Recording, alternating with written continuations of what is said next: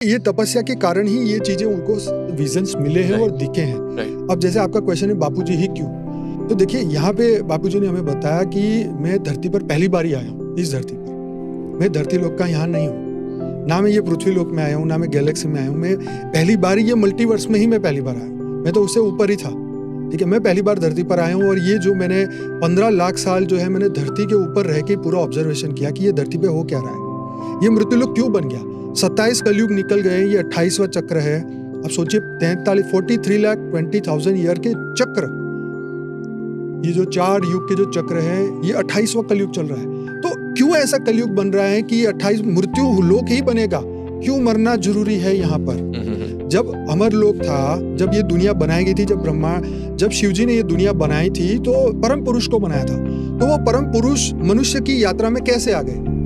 परम पुरुष जो थे वो निराकारी, जिसके अंदर अनंत सूर्यों की शक्ति थी, वो एक जीव कैसे बन गए। आपने कभी किसी को पूछा नहीं। निराकारी से आकारी और आकारी से साकारी की दुनिया क्यों बनी, किस लिए बनी। और यही कारण है मृत्युलोक बनने का, जब आत्माओं के अंदर पावर लॉस हो जाती है इच्छा कामना वासनाओं के कारण। इसलिए कृष्ण अर्जुन को बोलते कि तू स्थित प्रज्ञ बन, मन में तैरते सुख और दुख से ऊपर उठ के कर्म कर, तू स्थित प्रज्ञ बन।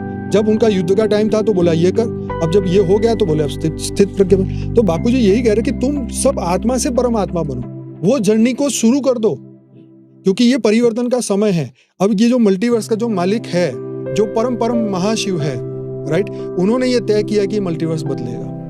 पहले ही जो विजन्स थे बापूजी को कौन से वर्ष में, 97 से बचपन से उनका लक्ष्य था कि मैं दुनिया को बदलूं, ये दुनिया नहीं चल सकती, राइट, मुझे दुनिया को बदलना है। लेकिन वो बच्चे थे, गांव में पुअर फैमिली में थे, उनके पास कोई सपोर्ट नहीं था, क्योंकि फार्मर थे दादा। अहमदाबादी नहीं, अहमदाबाद से 60 किलोमीटर आगे महसाना डिस्ट्रिक्ट है और उसमें अंबासन गाँव है। अच्छा, हाँ, तो गांव में वो रहे, पले बड़े हुए, फिर पढ़ने के लिए कॉलेज में अहमदाबाद में आए, फिर रिलेटिव के वहाँ पे रहे, फिर पढ़ाई की उन्होंने।